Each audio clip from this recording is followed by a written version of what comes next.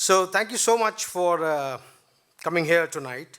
Frankly, I was thinking there'll be just 5 people, my friends sitting in the audience. So now I'm slightly nervous. So to begin formally, good evening, ladies and gentlemen. I don't know where will you slot this 20-minute rambling of mine. I'm no student of architecture. What I construct is ephemeral. People partake in the experience, and then it vanishes. There is a poem that's coming to my mind right now, Andha Kabadi by Noonmeem Rashid. But we will come to that later. I do not wish to ruffle your gentrified English mood with some disruptive high Urdu literature right now. So I must give a caveat here. When I was first asked to deliver a monologue at this festival, which was just 48 hours back, I did not have any brief. So I started reflecting on the idea of architecture, design, stage, cinema, basically my association with space, and how it has transformed over the years for me. But while I was thinking about these things, I get a call a few hours later that the topic is screening the future. By that time, I had meandered well ahead in my musings. So basically now I will have to play a spin doctor on my own script and try to neatly fit your expectations about the topic with my ramblings of the past. So please be prepared for some disappointment. I started thinking, what future? Future is necessarily defined by the tussle between the past and the present conflicts. It is a war between memory and imagination. Somehow, the future is never free of its past. The imagination is never free of its memory's umbilical cord. I think there is no future. What we have is only an iterative reimagination of the past. We collide and bounce in this funnel of the narrative we live in. At best, we can either elongate this funnel in the future, or we can completely break the shell of this funnel. The choice is ours. But in order to make that choice, we should be able to understand that we are trapped in the funnel of the narratives passed on to us. But we will again come to that later. First, the past. Growing up in Delhi, I was forever absorbing a landscape pitted with grand historical monuments. Somehow in their design and grandeur, they were unsurpassable by any of the modern buildings around it. The only monuments that could match them were the British constructions of the early 20th century. The Delhi I saw in the early 70s was pitted with brute government buildings, straight lines with sharp edges, which frankly I found abominable, in comparison to the smooth curves of the historical buildings, the domes and the arches. A curve necessarily lends to a poet's imagination. We have lived millennia attempting to grasp the moon's crescent. There is a mystique about curves, whether in nature or in human-made marvels or in the human body. It's like an Irfan Siddiqui sher, magar giraft mein aata nahi uska badan, magar giraft mein aata nahi uska badan, khayal dhoondta rehta hai istiyara koi. Somehow, I think I read the sher wrong. I'll read it again. मगर गिरफ्त में आता नहीं बदन उसका ख्याल ढूंढता रहता है इस्तियारा कोई. Somehow I am unable to grasp her body. Thoughts relentlessly search for metaphors. Then in the early 90s, I went to Delhi School of Economics, and there the world of economic thought and history opened on me. Slowly, I began to understand that modern architecture is an ambitious representation of neo-capitalism and neoliberalism. The Mecca has shifted to Manhattan. Those rising glass skyscrapers, straight, neat, rectangular or cubicle boxes piled on top of each other, are actually representations of no-nonsense, neat stacks of profits rising up to the sky. Functionality, technology, optimum usage of resources became the mantra. Embellishment was a thing of past. Much like literature, where highfalutin, verbose, embellished prose, like in Victorian literature, or Dostoevsky in Russian literature, or the Dastanic traditions of Amir Hamza and Chandrakanta tales, fell out of favor. The text became terse, slender, haunting reality capturing, and short story became the apogee of literature. The protagonist was no more Prince Charming walking through arches and colonnades, but a lean, mean, hungry revolutionary jostling through cobbled streets and cramped quarters of cities' ugly neighborhoods. The moon also went through transformation. The moon in Ghazal, where once in Ghalib's time was Husne mein garche bahangame kamal acha hai, usse mera mahe khurshid jamal acha hai. Though the moon's resplendence is best when complete, but my moon, my beloved, that shines like a sun, is better. And it became, as in Majaz's poem, Ik महल की आड़ से निकला वो पीला महताब, एक महल की आड़ से निकला वो पीला महताब, जैसे मुल्ला का अमामा, जैसे बनिए की किताब. From the palace's parapet, the moon peeped like a mullah's turban, like a moneylender's ledger. Nazm, the long form of poetry, became the order of the day. Love in itself was seen through new prisms, where love in Ghalib's poetry was मोहब्बत में नहीं है फ़र्क जीने और मरने का, उसी को देख कर जीते हैं जिस काफिर पे दम निकले. There is no difference between living and dying when in love. The death at the sight of the beloved is the reason why we live. But that love transformed, and Afzal Ahmad Sayyid writes, मोहब्बत कोई अलम, कोई हथियार, कोई हलफ नहीं कि आसानी से उठा लिया जाता. Love is not a standard or a weapon or an oath that it could have been lifted easily. Cinema also saw a shift. It became more visual than verbose, whether it's French New Wave or Iranian New Wave or neorealism in cinema or parallel cinema here in India. Characters were not telling the story on screen, but they were living the story. And somewhere in this changing idiom, the space it inhabited also started changing. The locations became real rather than studio. Realism was the underlying principle. When I started doing theater, shifted cities, traveled across countries, I started realizing the other dimensionality of space. Most of the time, a physical space has a meaning for us because of the memory it holds. Suddenly a room, a house, a promenade, a bend in the street, a turn at the corner acquires a fluorescent glow when looked through the night vision of our memory's lens. It's the tug at the heart that makes a physical space personal. But the real revelation came when I started doing theater. The stage opened infinite possibilities. Now a space can be built upon and then deconstructed. It was not just the physical set on the stage, but the lights, the shadows, the movement of actors across stage, the transitions, everything building up to one magnificent edifice that will last in the audience's memory. As the great Czech playwright and critic Jan Grossman says, great theater does not only reveal itself and its own story, it also reveals the audience's story. I often tell my actors, many years from now, when people will look back at your performance, they will not remember the dialogues. They will probably forget the story too. But what will survive is the image you created on the stage and the audience's personal feelings that you resonated with.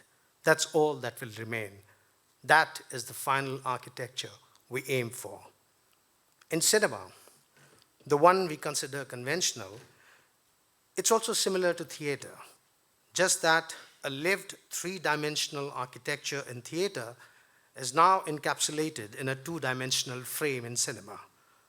A frame is essentially a great composite of production design and mise-en-scene. Together, they form a memorable frame and become a reference to be revisited by viewers long after they have finished watching the movie. Something that you cannot retrieve in theater, even if you were to film it. Eventually, architecture, design, cinema is our existential angst, our attempt to replace the disruption we experience at birth. Somehow, whatever the world can offer, whatever worlds we can create, it never returns us to the peace we felt in the mother's womb. Thus, life is constantly elsewhere for us. There is this gnawing urge to have more, to build more, to create more than what we are offered, to find newer meanings, to imbue everything with a different meaning, and if still not content, then create newer meaning. This quest stretches us from narcissism to megalomania, from primal instincts to disperse our genes beyond the barriers of our lifetime, to creating a collective heritage that shapes our consciousness, and to cementing a whole that is greater than the sum of the disparate parts that we are individually. It is, as my poet and architect friend Mustansir Dalvi says, imagine a madman searching desperately for a quiet corner in a perfect circle. To create is and remains our indescribable quest from cradle to grave. It is our process to confirm and disrupt simultaneously. Future is one of the many possibilities that we create in our present. There are two ways we can look at the future of cinema. One is how technological changes will impact filmmaking and film consumption, and the other is what stories we will tell ourselves in future. There is technology available now, I'm told, that can recreate dead or living actors without they ever participating in the process of filmmaking. CGI can create fantastical worlds. Virtual reality, gaming, social media, real culture, they're all perpetually jostling for audiences' attention. It's a Pandora's box, and to open it requires time and expertise beyond the scope of this talk. However, what primarily interests me are the stories that we will tell ourselves in the future. The stories we tell are not free of the world we live in. It's like a tether we are tied to. We can only go as far as the tether allows us to go. In a world where environment and ecosystems are collapsing, a genocide is being live streamed, capital is consolidating, income inequality gaps are rising, tech is constantly hacking our minds, freedom of expression is utopia, where most of the mainstream media is controlled by a few and governments are effectively deploying surveillance technology for their authoritarian purposes, what kind of stories do you think will emerge from this world? A world where we do not have choices in policy making, in electing our representatives, in defending our fundamental rights. By the way, the Nestle CEO just gave a statement that water is not universal right. But you have a choice of choosing a burger from 28 unhealthy choices. Do you think that's really a choice? If we are constantly living in a world where our children are fed with a particular narrative, they will only grow up believing in it. And in that scenario, we can imagine what kind of stories the posterity will hear. We will either end up seeing a lot of propaganda, something similar to Triumph of the Will, or mindless glorification of some fictitious past, or a lot of dystopia and an apocalyptic future. We can sit here in the state-of-art theater built by an American architect in the elite part of the city, oblivious to the realities of our world, and can discuss at length the future of cinema, but this very act of ours also makes us part of the delusion and dystopia that we dread. The Italian philosopher Giorgio Agamben says that the contemporary is one who firmly holds their gaze on their time so as to perceive not its light, but rather its darkness. As artists, we are contemporaries. It's our job to be not blinded by the epoch we live in, but find the cracks, slivers of darknesses through which many have slipped through and cast our light on that. Our stories necessarily have to chronicle the churning of our times and dig a foundation of hope so that the edifices of future storytelling can stand firm on them. However, I'm reaching a point in my life where I believe our stay on this earth is a gift, a lucky coupon handed over to us by nature to be a guest at its most marvelous creation, that is the earth. And as any guest, we must ensure we do not abuse our welcome and leave the place in the same state, if not better, when we exit. Ghame jahan ho, rukhe yaar ho, कि दस्ते अदू गमे जहाँ हो रुखे यार हो कि दस्ते अदू सुलूक जिससे किया हमने आशिकाना किया. Whether it be the sorrows of the world or a beloved's cheek or the hands of my enemies, I treated all of them with love. But before I exit, let me leave you with a poem, A Plain Landscape. In order to exit, a plain landscape. In order to exist, you must be on earth, on a plain landscape, rooted at a spot from where it seems all earth does is converge to your being, to your standing still. The sky is a weary giant caught on the wrong foot, shedding a load off his shoulders. In order to exist, you must be on earth, on a plain landscape with no shallow pits, no open caves, no ravines, no drifts, no ridges, no crevices, not even human architecture, no prose, no poem, no memory, not even a tittle-tattle tale, because to enter an opening, a doorway, a text means to exit. You're gone. You cease to exist. Thank you, ladies and gentlemen. Before I go, because the first opening 2-3 minutes, everybody is settling and trying to figure out who's this man and what is he trying to say. But I mentioned something about Andha Kabadi and Noon Mim Rashid's poem. So we come to that as the finale. So this is the Nazm by Noon Mim Rashid, Andha Kabadi, the blind junk seller. I think this poem is very much about everybody who lives in this city, because everybody in this city is selling dreams. शहर के गोशों में हैं बिखरे हुए पा शिकस्ता सरबुरीदा ख्वाब. शहर के गोशों में हैं बिखरे हुए पा शिकस्ता सरबुरीदा ख्वाब. Scattered in the nooks and crannies of the city are headless dreams with defeated feet, जिनसे शहर वाले बेखबर. घूमता हूँ शहर के गोशों में रोज़ व शब कि इनको जमा कर लूँ. I roam these corners of the city to gather these dreams. घूमता हूँ रोज़ व शब शहर के गोशों में कि इनको जमा कर लूँ. दिल की भट्टी में तपाऊं जिससे छुट जाए पुराना मैल. इनके दस्त पा फिर से उभर आएं, चमक उठें लबो रुखसार गर्दन जैसे नौ आरास्ता दूल्हों के दिल की हसरतें.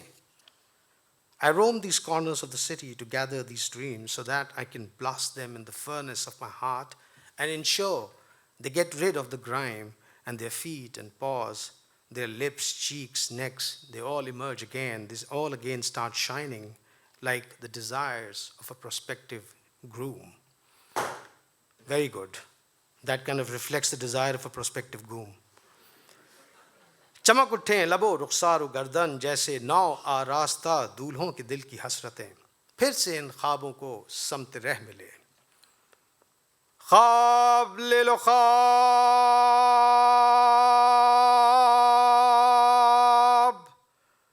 सुबह होते ही चौक पे जाकर लगाता हूँ सदा. ख्वाब असली हैं या नकली, यूं परखते हैं कि जैसे इनसे बढ़कर ख्वाबदा कोई ना हो. ख्वाबगर मैं भी नहीं, सूरत गरे सानी हूँ बस. हाँ, मगर मेरी मईशत का सहारा ख्वाब है. शाम हो जाती है, मैं फिर से लगाता हूँ सदा. मुफ्त ले लो मुफ्त ये सोने के ख्वाब.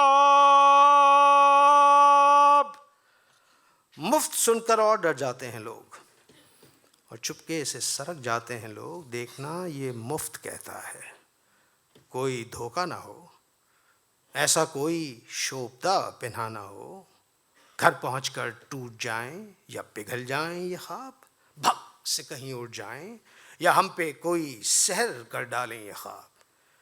جی نہیں، کس کام کے ایسے کباڑی کے یہ خواب، ایسے نابینا کباڑی کے یہ خواب. رات ہو جاتی ہے، خوابوں کے پلندے سر پر رکھ کر منہ بسورے لوٹتا ہوں، رات بھر پھر بڑبڑاتا ہوں. یہ لے لو خواب اور لے لو ان کے دام جی،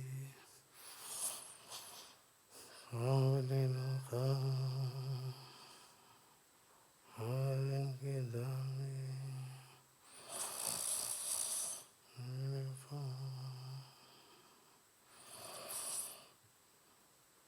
Thank you.